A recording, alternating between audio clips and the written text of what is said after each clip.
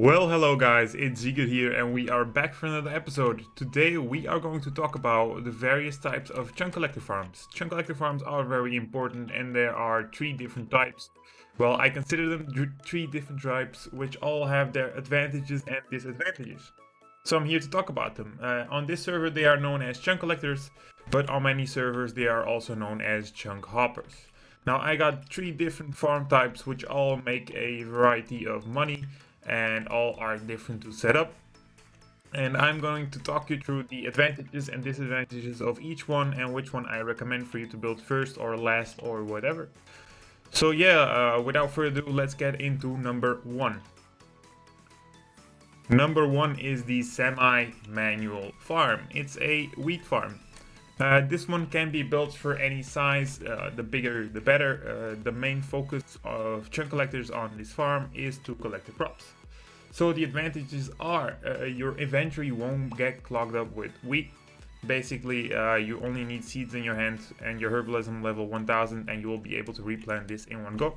All the wheat will be collected by the chunk collectors.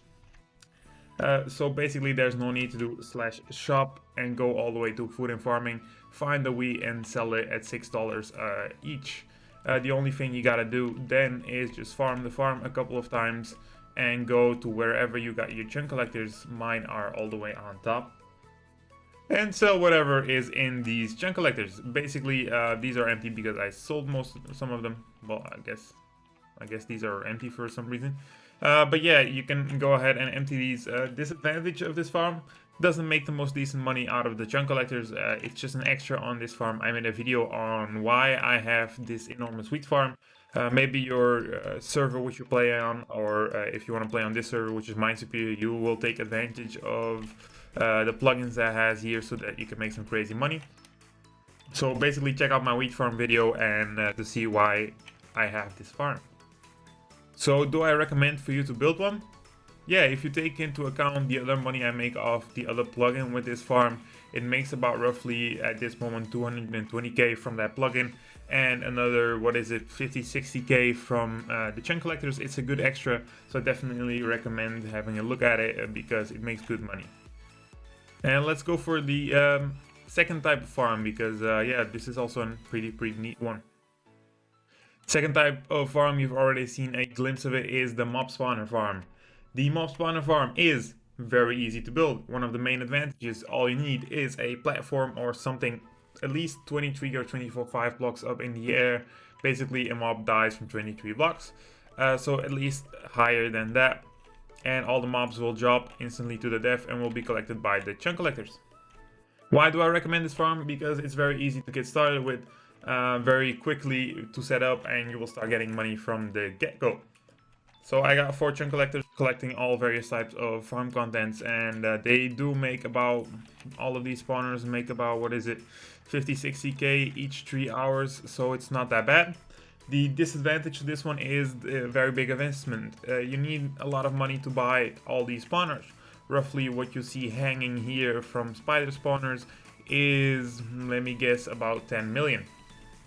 Now, spider spawners aren't my only main money focus here. I also have these zombie, skeleton and blaze farms. Basically the zombie and skeletons make the most money. If you use looting tree, you will get a decent amount of money from killing these guys, and basically I will get a lot of money in my chunk collectors. Spiders are just a small extra, or if I want to AFK here and not kill mobs, it's a good way to make money.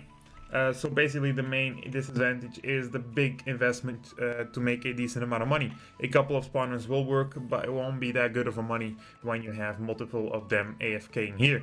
There's also a need to set up on a certain way for you to make more money. I will explain that in a later video because that certain way is not that hard to figure out, but always good to see or to use that way because it will make you a lot more money in those 3 hours than if you set it up normally. So I will give you those tips and tricks on how to set up a more efficient type of farm so that you can make more money off your current setup.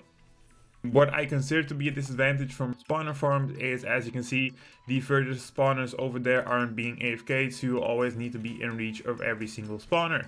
I personally find that very annoying that the reach is only about 16 blocks from where you're standing, So spawners have a huge disadvantage that the AFK place you need to be in is only 16 blocks, so you need to be close by for it to work.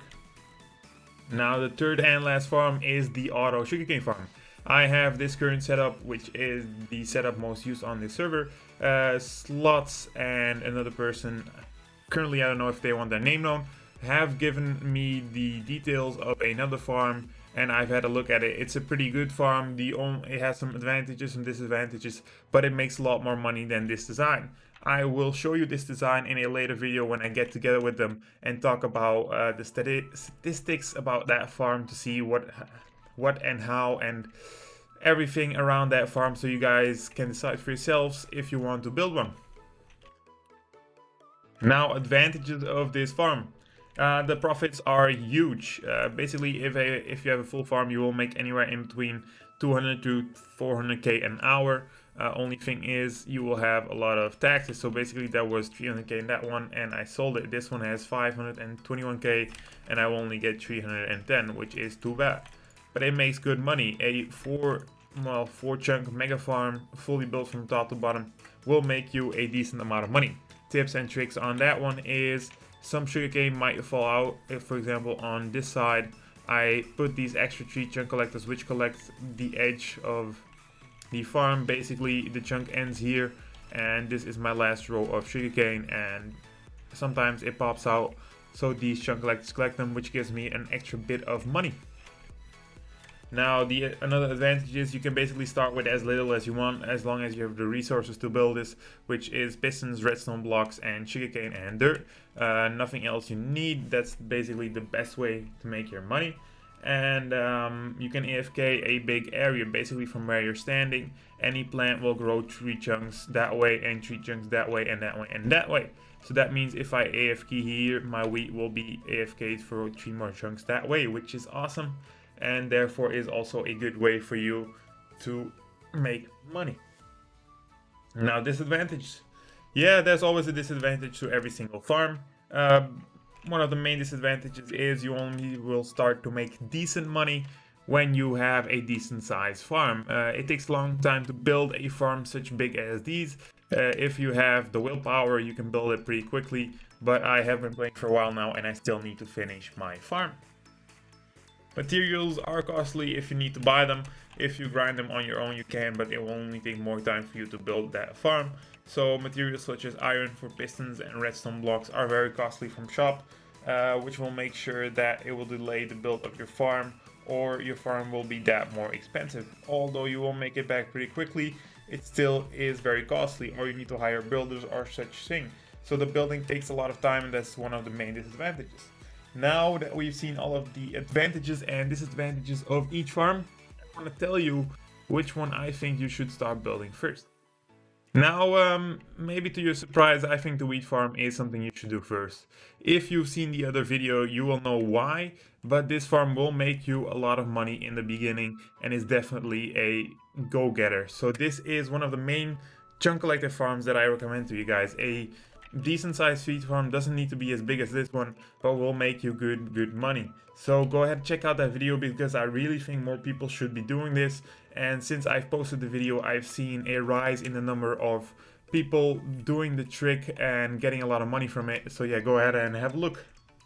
Second type of farm is either one of these. Do you have a lot of money from farming wheat? Buy a lot of spawners and do the best setup possible. That video will come out later in 1 or 2 weeks, but I will explain a good setup, or basically the things I think are important and efficient wise for you to set up your spider spawners or zombie or skeleton in. And of course, a sugarcane farm, start building it, but don't forget that you need a decent size for it to make money. So yo, go ahead and do start building that one. Stay tuned for the next type of design, which was designed by someone, don't know who, but I've seen them a couple of times. There is a couple of disadvantages to them, but in the end you will get a lot more money from that design. So maybe it would be interesting, if you haven't built your farm yet, to have a look at that design and think if it suits you to build one or not. But we will definitely have a look at that one on a later date. So yeah, that was all the various types of chunk collector farms there are.